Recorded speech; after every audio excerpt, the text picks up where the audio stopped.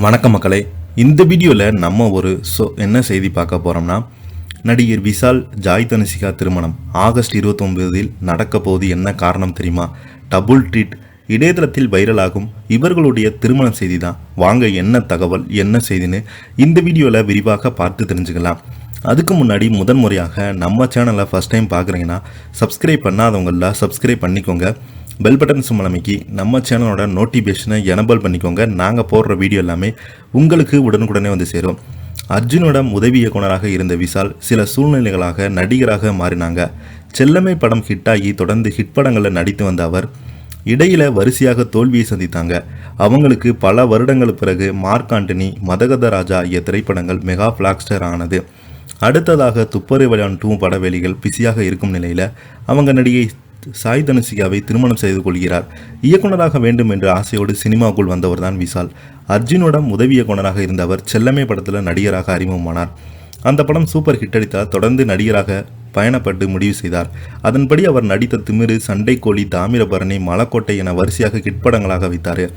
முக்கியமாக ஹாலிவுட்டின் பெரிய ஆக்ஷன் ஹீரோவாக வருவார் என்று பலருமே விஷாலுக்கு ஆருடம் கூறினாங்க. அவருடன் அது மாதிரியான கதைகளை தேர்ந்தெடுத்து நடித்திருந்தார். அப்படி அவர் நடித்து தேர்ந்தெடுத்த படங்கள் எல்லாமே தோல்விதான் சந்தித்தார். அதிலும் பாலா இயக்கத்தில் அவன் படத்தை ரொம்பவே எதிர்பார்த்தாங்க. ஆனால் அந்த படம் பலத்த அடியை வாங்கியது. அப்படிப்பட்ட சூழலில் சுசீந்திரன் இயக்கிய பாண்டிய நாடு திரைப்படம் வெளியாகி அவருக்கு வெற்றியை கொடுத்தது. ஆனால் அதற்கு பிறகு அவர் நடித்த படங்கள் எல்லாமே தோல்வியை சிக்கியது.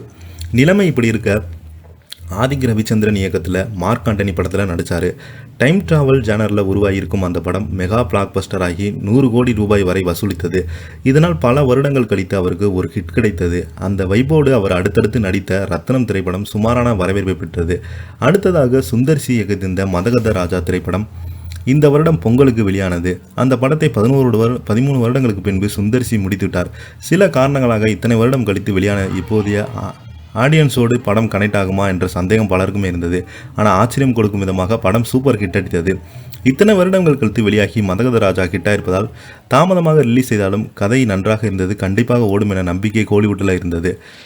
இதற்கிடையே விஷால் அவர்கள் வயதாகி கொண்டே இருந்தாலும் திருமணம் மட்டுமே செய்யக்கொள்ளாமல் இருந்தார். இடையில் ஒரு பெண்ணுடன் நிச்சயார்த்தம் நடந்தாலும் அவர் திருமணம் சொல்லலை.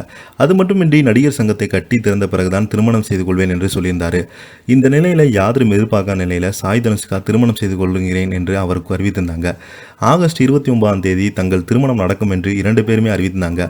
இப்படிப்பட்ட சூழல் இருக்க ஆகஸ்ட் 29 எதற்கு தேர்ந்தெடுத்தார் என்பது குறிப்பிட தெரிய வந்தது.